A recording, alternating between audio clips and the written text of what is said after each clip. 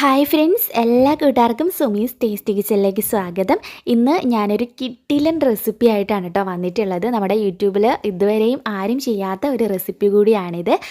കിണ്ണത്തപ്പം എനിക്ക് വളരെ ഇഷ്ടമുള്ളൊരു ഐറ്റമാണ് കേട്ടോ കിണ്ണത്തപ്പം. അത് നമ്മൾ പുറത്തുനിന്ന് മേടിക്കുന്നത് എനിക്ക് ഭയങ്കര ഇഷ്ടമായിട്ടുള്ളൊരു ഐറ്റമാണ്. കുറേ നാളായിട്ട് ഞാൻ ഇതിൻ്റെ റെസിപ്പി എങ്ങനെയാണെന്ന് വിചാരിച്ച് ഇങ്ങനെ നിൽക്കായിരുന്നു. അപ്പോൾ എനിക്ക് മനസ്സിൽ തോന്നിയിട്ട് ഞാനൊന്ന് ട്രൈ ചെയ്ത് നോക്കിയിട്ടു. ഇങ്ങനെ ആയിരിക്കും എന്നൊരു വിശ്വാസത്തിൽ ട്രൈ ചെയ്തതാണ്.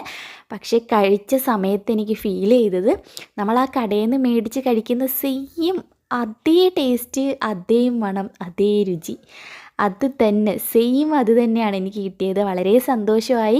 അത് നിങ്ങളുമായിട്ട് ഷെയർ ചെയ്യണമെന്ന് വിചാരിച്ചിട്ട് ഞാൻ എൻ്റെ റെസിപ്പിയുടെ വീഡിയോ ഷൂട്ട് ചെയ്തിട്ടുണ്ടായിരുന്നു. അപ്പോൾ എന്തായാലും ഇതെങ്ങനെയാണെന്ന് കണ്ടു നോക്കാം കേട്ടോ. വളരെ സിമ്പിളാണ്. 10 മിനിറ്റ് മതി. അരിപ്പൊടി വേണ്ട, അരി വേണ്ട, തേങ്ങാപ്പാൽ വേണ്ട, ഒന്നും വേണ്ട. വളരെ സിമ്പിളായിട്ട് നമുക്കൊരു 10 മിനിറ്റിൽ ഇത് റെഡിയായി കിട്ടും. അത്രയും എളുപ്പവുമാണ്, അത്രയും രുചിയാണ്. അപ്പോൾ എന്തായാലും നിങ്ങൾ വീട്ടിൽ ട്രൈ ചെയ്ത് നോക്കണം. ഇത് നിങ്ങൾക്ക് പുറത്തുനിന്ന് മേടിച്ച് കഴിക്കാൻ ഇഷ്ടമുള്ളവർക്ക് ഉറപ്പായിട്ടും ഇത് ഇഷ്ടമാവും. അപ്പോൾ എങ്ങനെയാണെന്ന് നമുക്കൊന്ന് കണ്ടു നോക്കാം. പിന്നെ ഒറ്റ കാര്യം കൂടിയിട്ട്, വീഡിയോ ഇഷ്ടമായിട്ടുണ്ടെങ്കിൽ താഴെ കാണുന്ന ആ ലൈക്ക് ബട്ടണിൽ പ്രസ് ചെയ്തിട്ട് ഇപ്പോൾ തന്നെ ഒന്ന് ലൈക്ക് ചെയ്തോളൂ കേട്ടോ പ്ലീസ്. എല്ലാവരും ഒന്ന് ലൈക്ക് ചെയ്യുക. അതുപോലെ താഴെ കമൻറ്റ് ബോക്സിൽ കമൻറ്റ് ചെയ്യുക. അപ്പം ഞാൻ ദേ അടുപ്പിലേക്കൊരു ഫ്രൈ പാൻ വെച്ചിട്ടുണ്ട്. ഇത് ഒന്നൊന്നര ടീസ്പൂൺ അളവിൽ നെയ്യ് ഇതിലേക്ക് ഒഴിച്ചു കൊടുക്കാം. ഫസ്റ്റ് തന്നെ ഇത് ചെയ്ത് വെക്കണം, കാരണം നമ്മളിത് നോർമൽ ചെയ്യുന്ന കിണ്ണത്തപ്പം പോലല്ല. അതുകൊണ്ട് തന്നെ ഈ റൈസിൻസും കാഷ്യൂനട്ടും കൂടെ ഫസ്റ്റ് തന്നെ ഒന്ന് ഫ്രൈ ചെയ്ത് ഒരു സൈഡിലേക്ക് മാറ്റി വെക്കണം.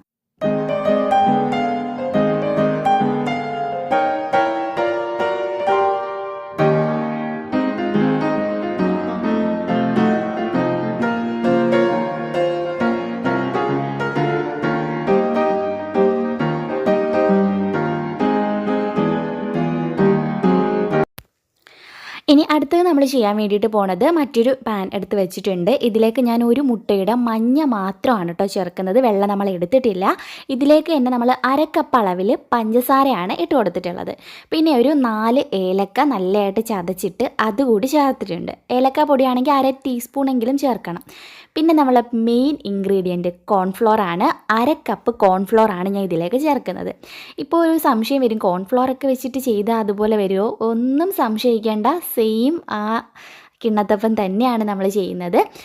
ഇനി ഇതിലേക്ക് നമ്മൾ ചേർക്കുന്നത് പാലാണ്. നമുക്ക് വേണമെങ്കിൽ ഇതിൽ തേങ്ങാപ്പാൽ ചേർക്കാം, ഇല്ലാന്നുണ്ടെങ്കിൽ നോർമൽ പാലും ചേർക്കാം. ഞാൻ എന്തായാലും ഒരു 2.5 കപ്പ് അളവിൽ പാൽ, 1/2 ലിറ്റർ പാൽ ഞാൻ ഇതിലേക്ക് ചേർത്തിട്ടുണ്ട്.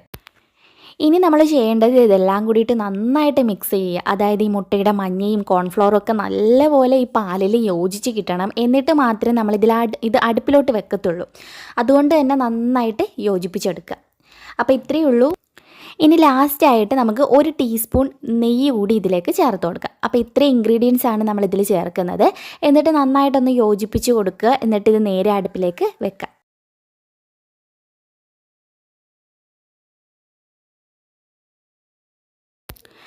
പിന്നെ അത് മിക്സ് ചെയ്തതിന് ശേഷം നിങ്ങളൊരു പ്ലേറ്റ് കൂടി റെഡിയാക്കി വെക്കണം കേട്ടോ. എന്നിട്ടേ അത് അടുപ്പിലേക്ക് വെക്കാൻ പാടുള്ളൂ. കാരണം അത് നമുക്ക് പെട്ടെന്ന് തന്നെ ഇതിലേക്ക് ഒഴിക്കാനുള്ളതാണ്. അതുകൊണ്ട് കുറച്ച് നെയ്യ് വെച്ചിട്ട് നിങ്ങൾ ഏത് പ്ലേറ്റിലാണോ ഇത് ഒഴിച്ച് സെറ്റ് ചെയ്യാൻ പോകുന്നത് അത് ജസ്റ്റ് ഒന്ന് ഗ്രീസ് ചെയ്തിട്ട് ഒരു സൈഡിൽ വെക്കണം കേട്ടോ. പിന്നെ നമ്മൾ നേരത്തെ റോസ്റ്റ് ചെയ്ത് വെച്ചിട്ടുള്ള ആ ഒരു അണ്ടിപ്പരിപ്പില്ലേ, അത് നമുക്കിത് ഇതുപോലെ ഒന്ന് വെച്ച് കൊടുത്താൽ അതിൻ്റെ മുകളിലായിട്ട് നമുക്കിങ്ങനെ ഇരിക്കും. അപ്പോൾ കാണാനൊരു ഭംഗിയായിരിക്കും. അപ്പോൾ ഞാൻ അതുകൂടി ഇങ്ങനെ വെച്ച് കൊടുത്തിട്ടുണ്ട്. അപ്പോൾ പ്ലേറ്റ് സെറ്റ് ചെയ്ത് വെച്ചിട്ട് നമ്മളിത് നേരെ അടുപ്പിലേക്ക് വെച്ചിട്ടുണ്ട്. എന്നിട്ട് കണ്ടിന്യൂസ് ആയിട്ട് ഇത് മിക്സ് ചെയ്തുകൊണ്ടേയിരിക്കുക. ഇത് പെട്ടെന്ന് തന്നെ തിളച്ച് കുറുകി വരുന്ന ഐറ്റമാണ്. അതുകൊണ്ട് കൈവിടാണ്ട് ഇത് നന്നായിട്ട് തിളച്ച് കുറുകി വരുന്നവരെ നമുക്കിത് മിക്സ് ചെയ്തുകൊണ്ടേയിരിക്കണം കേട്ടോ. അപ്പോൾ അത് ഇപ്പോൾ ഏകദേശമൊക്കെ ഒന്ന് തിളച്ച് വരാറായിട്ടുണ്ട്. ആ സമയത്ത് തീയൊന്ന് കുറച്ച് വെക്കുക. എന്നിട്ട് നന്നായിട്ട് മിക്സ് ചെയ്തുകൊണ്ടേയിരിക്കുക. ഇത് നന്നായിട്ട് കുറുകി വരുന്ന സമയത്ത് നമ്മൾ എടുത്ത് വെച്ചിട്ടുള്ള ആ ഒരു അണ്ടിപ്പരിപ്പും ആ ഒരു കിസ്മിസൊക്കെ ഇല്ലേ, ആ റോസ്റ്റ് ചെയ്ത് വെച്ചത് കൂടി ഇതിലേക്ക് ഇട്ടിട്ട് നന്നായിട്ട് മിക്സ് ചെയ്തെടുക്കുക. അപ്പോൾ ഇത് വെറും 10 മിനിറ്റിൽ നമ്മൾ ചെയ്തെടുത്തിട്ടുള്ള നമ്മുടെ കിണ്ണത്തപ്പം ഇവിടെ റെഡി ആയിട്ടുണ്ട്. ഇത്രയേ ഉള്ളൂ. അത്രയ്ക്കും സിമ്പിളാണ് ഇത് ചെയ്യാൻ വേണ്ടിയിട്ട്. എത്രയും എളുപ്പമായിട്ടാണ് നമ്മൾ ചെയ്തത്. സാധാരണ നമ്മളൊരു കിണ്ണത്തപ്പം റെഡിയാക്കുമ്പോൾ എത്ര സമയമാണല്ലേ നമുക്കതിന് വേണ്ടിയിട്ടുള്ളത്.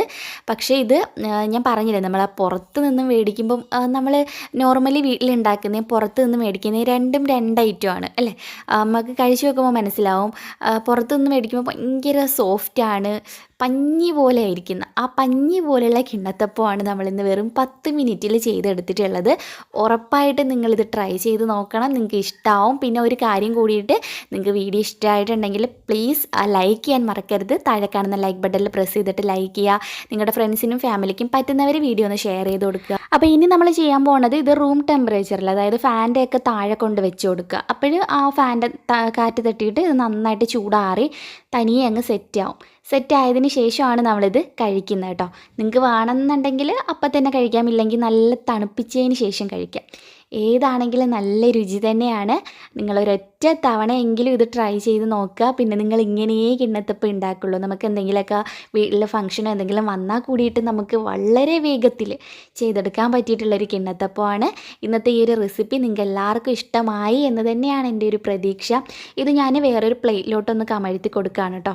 ഇതിൻ്റെ മുകൾ ഭാഗം വരാൻ വേണ്ടിയിട്ടാണ്.